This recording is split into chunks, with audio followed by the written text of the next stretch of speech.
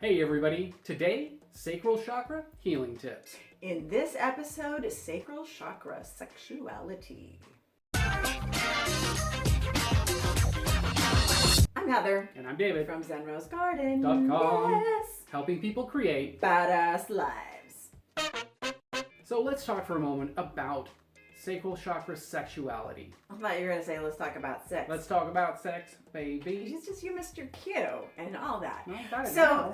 the Sacral Chakra is the seat of your sexuality, the seat of your sensual experience, your tactile engagement with life. And the passion of life itself. Yes. So one of the biggest sacral chakra blocks is shame. Yes. And shame usually comes on because you've been shamed, and we want to specifically talk about sexual shame. Shame. No, that's not it. So what happens when you experience sexual shame? You might go out into the world with a sexual belief system that doesn't quite fit what you naturally are inclined to do from your truth. So you might go out and rebel against that system and overindulge in sexual activity, which brings a lot of sexual shame and guilt because it's not operating within your truth of who you are as a sexual being. So you tend to overindulge, right?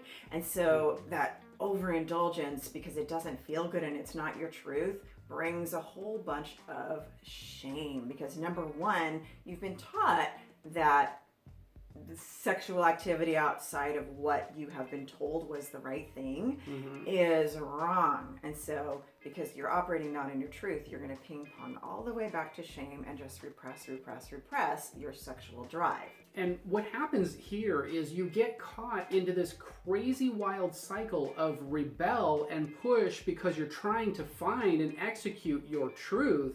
And then, because you go against the grain of what you've been told, you start repressing and feeling shameful and bringing it back in and closing it back down, and then rebelling and pushing back and then feeling bad and pushing back and then you keep going back and forth, blah, blah, blah, blah.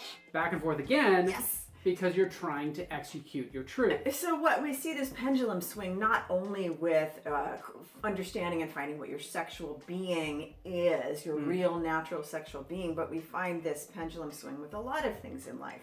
But specifically with finding your sexual truth, this pendulum swing is just so damaging to your sense of self and your engagement with life. You begin to be very fearful about how you should engage. So you've got the extreme overactive sacral chakra over here, and then the, oh my gosh, this doesn't feel good, I go all the way back into shame and repression, when your real expression of your sexual self is somewhere in the middle. So if you are experiencing this, last week's video on sacral chakra healing tips, Go check it out. explore your sexual values. What is real for you? What feels good for you? What feels natural for you? It may not be the sexual values you were taught, and it may not be the sexual values you've been trying to operate in the extreme. It might be somewhere in the middle. And what happens when you go to this extreme of rebelling is it becomes a lust. And a lust is the negative energy in that particular chakra dealing with the overextension that is still outside of your truth. Trying to get to your truth, but outside of it.